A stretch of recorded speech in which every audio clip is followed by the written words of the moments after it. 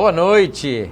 Estamos iniciando mais um programa de Olho na Saúde e hoje eu tenho um amigo, uma pessoa muito especial da oftalmologia, Dr. Luiz, que faremos os 3 blocos a seguir. Boa noite, estamos aqui com meu amigo Dr. Luiz. Dr. Luiz, seja bem-vindo ao programa de Olho na Saúde. É uma honra poder recebê-lo aqui.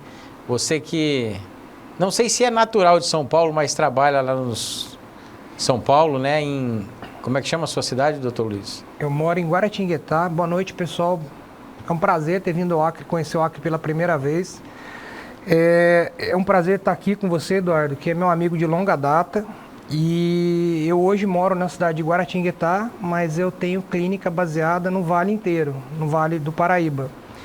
Então, eu fiz especialização em córnea na Unifesp e aí eu voltei para o interior. Minha família é de Cachoeira Paulista, cidade da Canção Nova, que infelizmente nós perdemos uma pessoa conhecida no Brasil inteiro, Monsenhor Jonas Habib, essa semana. Foi uma perda para a comunidade católica. Meus pêsames à família da Canção Nova.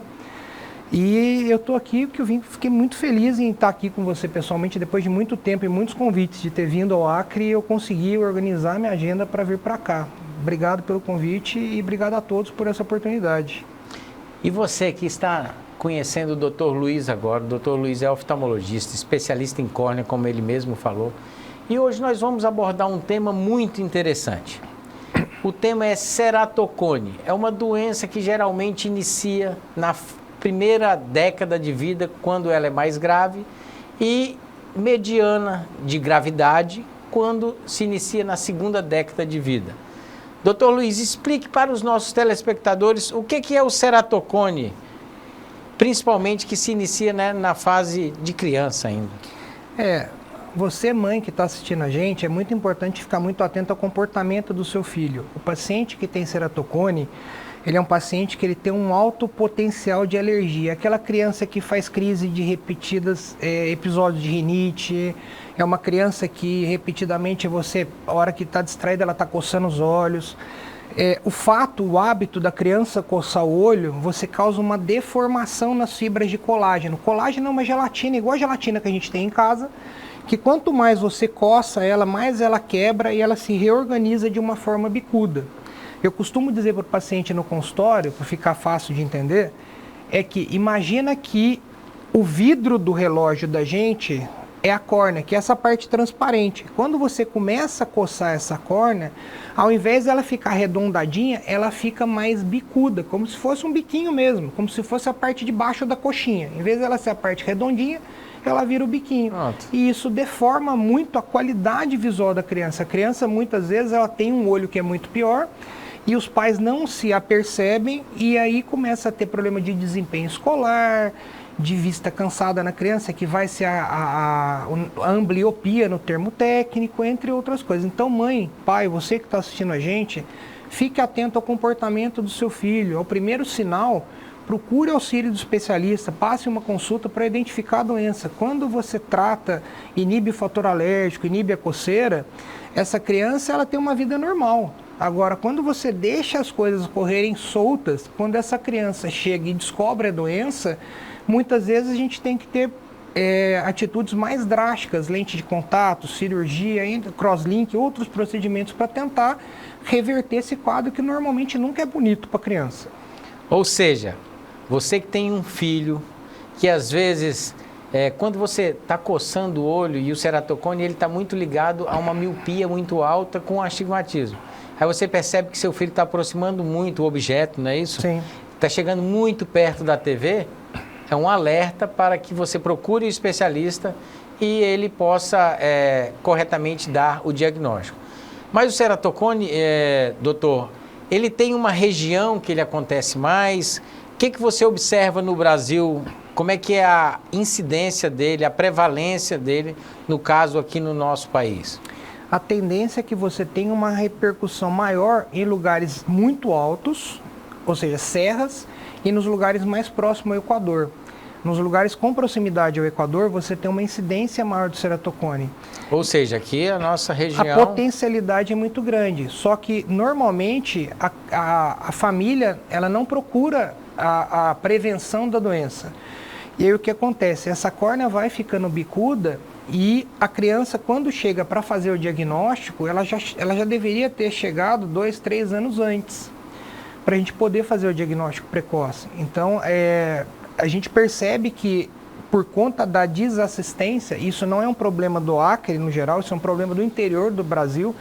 Nós estamos no coração do estado de São Paulo e eu recebo gente do sul de Minas, numa cidade a 70, 80 quilômetros, que tem uma incidência gigantesca de ceratocone por conta de polinização.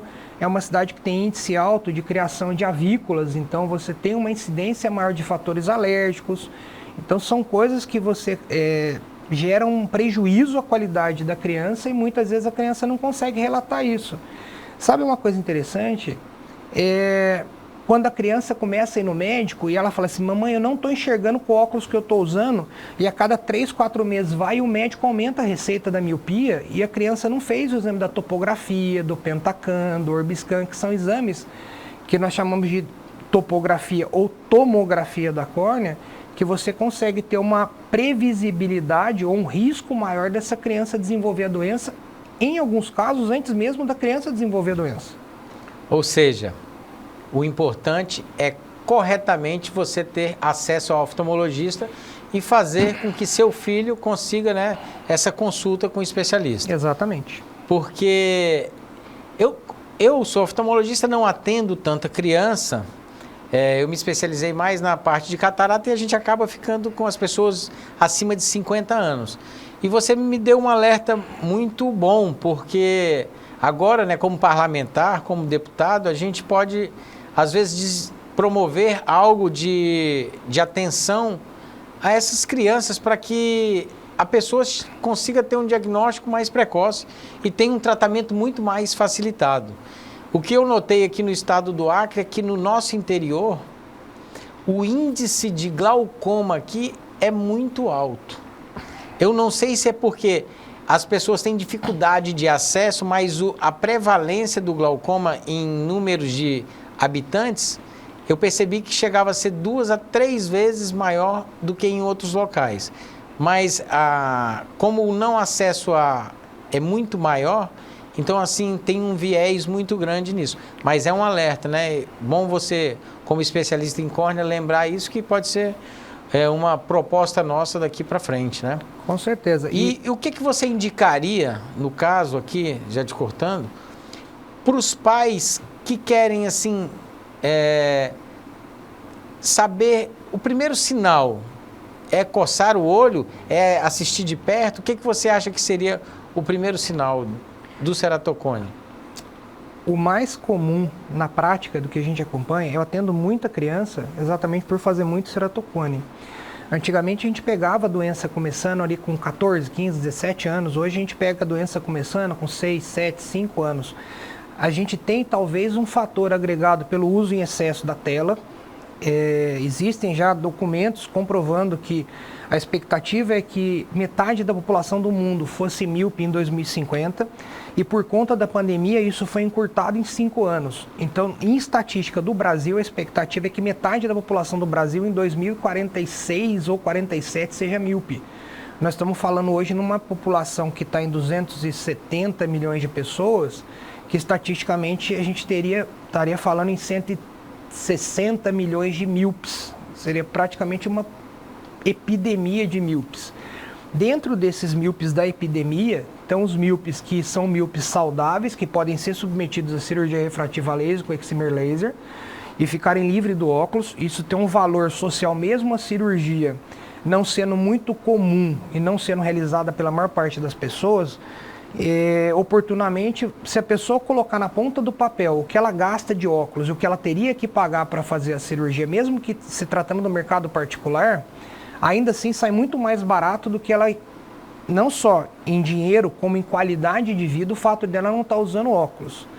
Entendi. E dentro desse universo de míopes, metade da população, nós estamos falando ainda que tem os míopes doentes, que são os míopes de miopia maligna, de ceratocone, de distrofias e ectasias corneanas. Então, só puxando um gatilho que você comentou do glaucoma, a gente trabalha com glaucoma em alguns lugares do interior do Brasil. A estatística da literatura, ela diz que 4% das pessoas vão ter glaucoma. Então a gente está falando que aqui em Rio Branco e nas circundâncias de Rio Branco, a gente estaria falando que 30 mil pessoas teriam glaucoma. O que a gente percebe em lugares do interior? A incidência chega às vezes a 40% da população, mas não da população geral. Isso. Você pega a faixa de pesquisa de paciente acima de 40 anos de idade e muitas vezes esse paciente tem os fatores de risco de glaucoma, que estão histórico familiar. O histórico familiar aumenta em 9,7 vezes a chance da pessoa ter o desenvolvimento do glaucoma. Pele da cor escura, negro, estatisticamente tem mais chance de ter glaucoma. Paciente automíope, ele tem mais chance de desenvolver glaucoma. Então, essas variáveis epidemiológicas, você acaba tendo uma porcentagem muito maior da população doente nesse nível de pessoas. Perfeito. Doutor, estamos chegando no nosso final do primeiro bloco. Agradecendo a você que está nos assistindo, está muito interessante hoje. Doutor Luiz, que é especialista em córnea. Falaremos agora mais um pouquinho sobre ceratocone e a telemedicina no nosso segundo bloco. Até breve.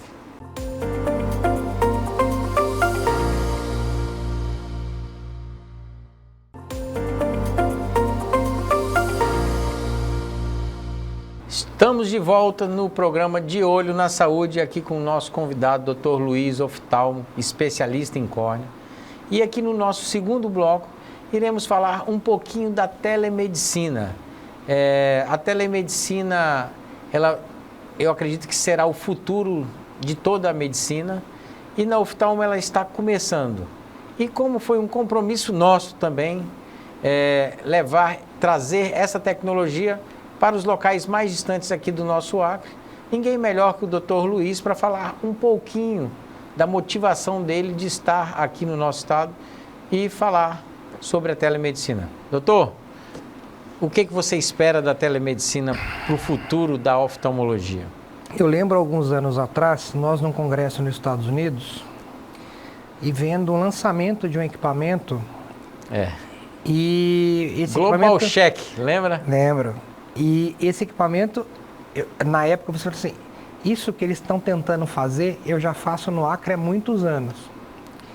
E eu sei que foi uma promessa de campanha tua de não vou dizer popularizar, mas ele fazer com que o acesso à medicina, o acesso à oftalmologia, seja na oftalmologia, na otorrinologia, otorrinolaringologia, que é o médico que cuida de nariz, garganta e ouvido, ou em qualquer outra especialidade, que são profissionais com uma limitação menor nos interiores do Brasil, eu sei que era um sonho teu fazer esse tipo de desenvolvimento para atender a população carente.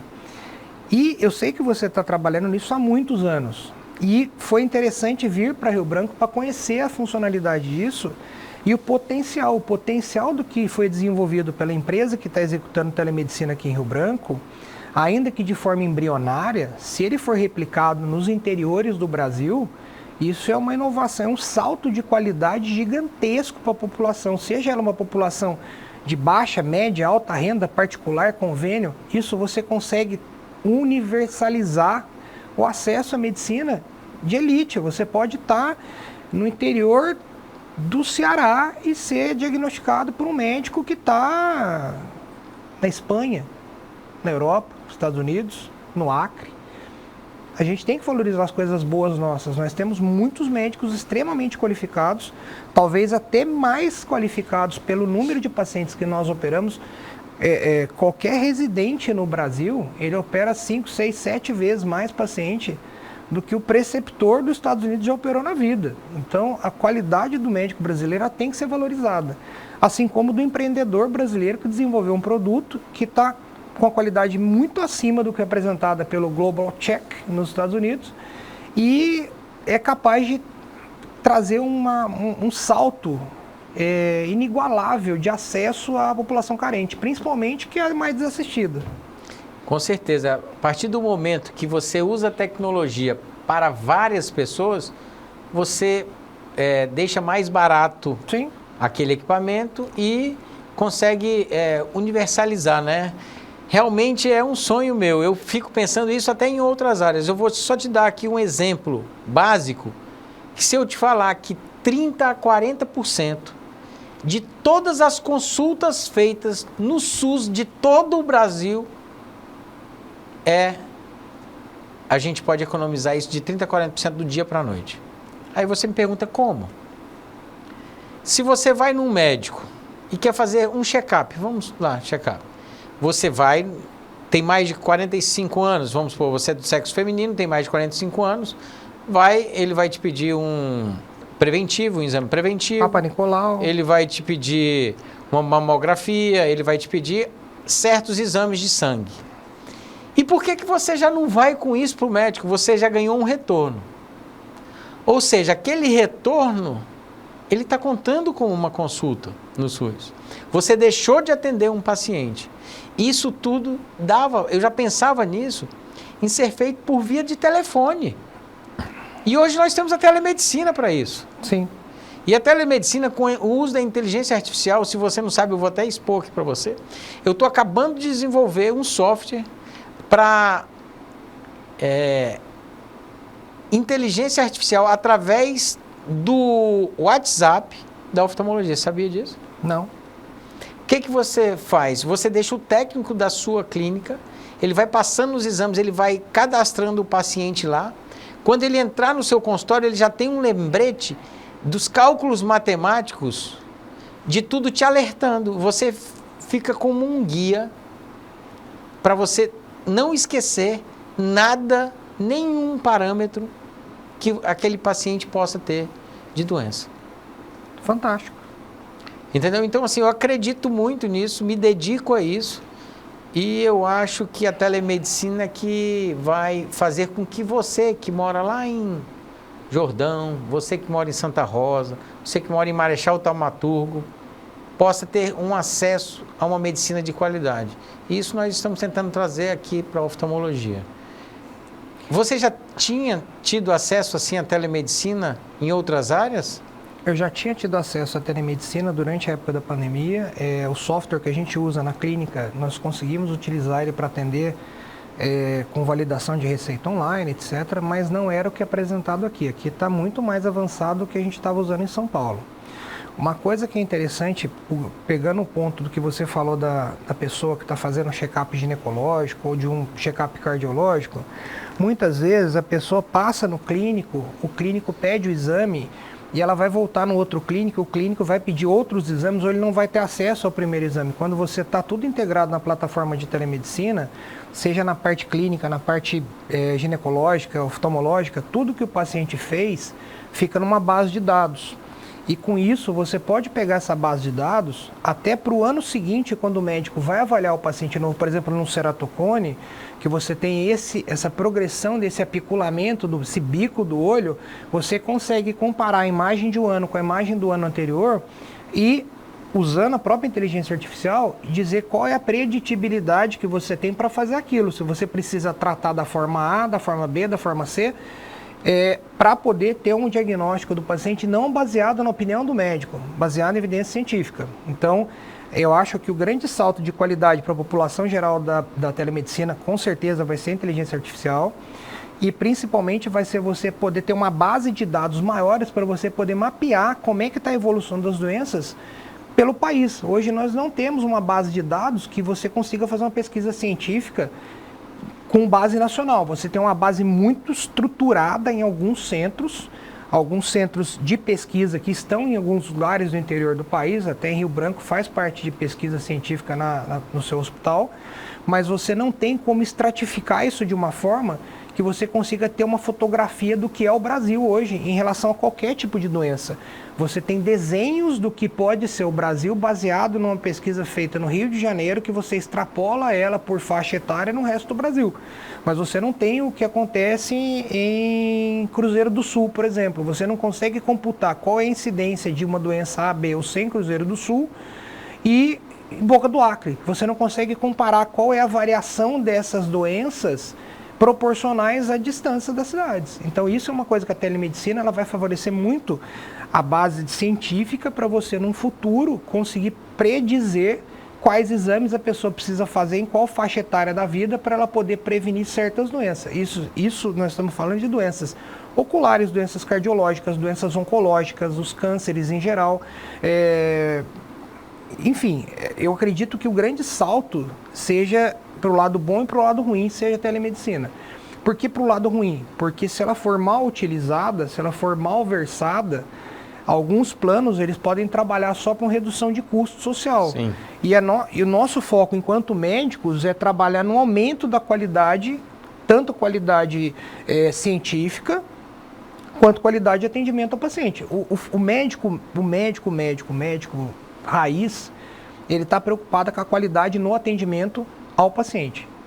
Esse é o foco do médico. Qualquer coisa diferente do médico que ele se foque é um desperdício de tempo. Quando você troca seu tempo de médico para deputado, o seu foco muda, mas você não deixa de ser médico. Você trabalha com a sua cabeça de médico para fazer com que tenha uma população aumentada para ser assistida e você conseguir dar um ganho médico de qualidade de vida para essa população. Então, é uma coisa bastante interessante isso que a gente está vivendo. Perfeito. Estamos agora no final do nosso segundo bloco e para o terceiro bloco iremos falar de protocolos médicos. O Dr. Luiz também é especialista na reorganização das clínicas para que você seja melhor atendido e melhor assistido. Até o próximo bloco falaremos sobre isso.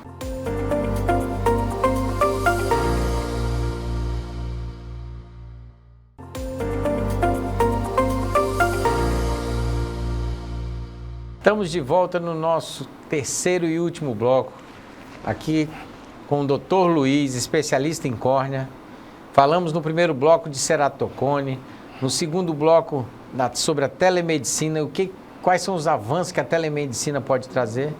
E agora no terceiro bloco, uma das especialidades do Dr. Luiz é para organizar melhor o tipo de atendimento. Sabe aquelas lojas que tem no Brasil inteiro que você sempre tem um padrão de atendimento? O Dr. Luiz também é especialista nisso e veio nos ajudar aqui a organizar melhor o nosso atendimento para que você sempre seja cada vez mais bem assistido na área da oftalmologia e junto com a nossa equipe lá no nosso hospital. Dr. Luiz, por que é importante parametrizar? Por que é importante ter uma sequência no atendimento médico? Então, você tem alguns fatores agregados a isso. O fator principal é que quando você não tem os processos alinhados, eu costumo explicar para as pessoas de forma bem simples. Quando uma pessoa chega, e a gente faz muito isso, a maior parte das empresas médicas são empresas médicas familiares. E quando a gente vai tomar algum tipo de decisão, normalmente a gente toma a decisão baseada em problemas. Então, eu tenho um problema para resolver, eu tenho que fazer tal coisa. Aí aparece um outro problema, você faz tal coisa. E a gente tem muito achismo. Eu acho que eu tenho que fazer isso para alcançar aquilo. O que a nossa empresa de consultoria faz? A nossa empresa, ela tenta fazer com que os processos, tudo que a gente chama de processo, é o caminho que tem do paciente desde a hora que ele liga para o seu telefone de atendimento até a hora que ele chega no seu consultório, seja mapeado. Então a gente tem processos, são processos que são processos médicos e não médicos, que você faz com que melhore o tempo de atendimento, ou seja, você pega aquele paciente que está aguardando 3, 4, 5 meses para passar numa consulta e você encurta esse mês, esse período em 1, 2 semanas, melhorando os processos. E você tem um aumento do ganho do paciente e da clínica. Você não tem retrabalho, você não tem investimento em lugares que não vão gerar qualidade no paciente. Você direciona isso de uma forma que você tem a melhoria na qualidade do atendimento ao paciente e você tem uma diminuição no desperdício, seja desperdício de tempo, seja desperdício de dinheiro, seja desperdício de funcionário. Tudo que não está gerando qualidade ao paciente, a gente considera desperdício. Entendi. Ou seja, o Dr. Luiz está explicando a você a preocupação que nós temos que ter no seu atendimento, para que você seja cada vez mais bem assistido e, de certa forma, mais bem diagnosticado e que você tenha um tratamento mais eficaz. Porque tudo que é feito mais precocemente, o tratamento tende a ser melhor e mais rápido, não é isso, doutor? Com certeza. E se você tiver os processos delimitados, seja na telemedicina para você padronizar os exames que tem que ser feitos para diagnosticar a doença, seja trabalhar com inteligência artificial para você diminuir o tempo que esse paciente ele precisa ser atendido, diagnosticado e tratado, você consegue isso dentro de uma clínica comum, do paciente ligando para o seu call center, sendo atendido, sendo agendado e já sendo marcado para o médico especialista da área que ela tem possibilidade de ter doença. Por exemplo, um paciente diabético com 65, 70 anos, usuário de insulina, que nunca foi no médico, esse paciente ele não tem que ser marcado com o oftalmopediatra. Esse cara não tem que ser marcado com o clínico geral. Esse paciente ele precisa ser marcado com o cirurgião de catarata, que provavelmente ele vai ter catarata se não operou, com o retinólogo, que provavelmente ele vai ter retinopatia diabética. A estatística, o problema é que a gente, como eu falei no bloco anterior, nós ainda somos um país pobre de estatística porque os rincões periféricos do Brasil estão marginalizados. Então, o que a gente sabe, nos Estados Unidos, o paciente que tem diabetes, com glicemia descompensada, que usa insulina, depois de 15 anos, 98% dos pacientes estão cegos. É assustadora a estatística americana, que não é igual à nossa. O paciente americano ele é um paciente extremamente obeso, e com fatores de comorbidade que nós não temos. Então, a nossa estatística hoje, de clínica, é baseada em dados que não são nossos. Com a telemedicina, nós conseguimos padronizar isso de uma forma mais razoável e com a consultoria, você consegue trabalhar isso de uma forma que você direcione o seu paciente para ele não ter que ficar passando várias vezes, ou seja, você não toma o tempo do seu paciente de resolver o problema vindo várias consultas desnecessárias e você não tira o tempo de um outro paciente que está aguardando na fila que poderia estar sendo atendido no lugar. Então, o que nós fazemos em síntese é fazer com que o paciente tenha um acesso mais salutar à clínica e que a clínica consiga atender esse paciente de uma forma mais eficaz. Ou seja, estamos falando de política pública, né? Nós discutimos aqui vários assuntos. A melhoria direta do seu atendimento direto com o médico e com a clínica que está atendendo ou com o próprio serviço do SUS. Nós estamos aqui também falando na qualidade dos equipamentos que a telemedicina pode trazer para você através da forma do atendimento. Ou seja, se nós conseguirmos mesclar e a inteligência artificial que consegue dar um ganho de tempo, como você falou, de não retornos, né? Porque hoje a dificuldade às vezes para uma pessoa que mora numa cidade menor, que tenha que ser drenado, né, para uma outra cidade maior, que tem uma melhor estrutura, isso faz com que você não tenha que voltar também várias vezes naquela cidade. Ou seja, a visita do Dr. Luiz aqui no nosso estado tá ligado muito mais com uma política de melhoramento. Hoje, a princípio do nosso hospital lá, do nosso Hospital Veloso, mas também pensando nas nossas políticas públicas, do qual hoje eu, como parlamentar, posso ajudar aqui o nosso estado.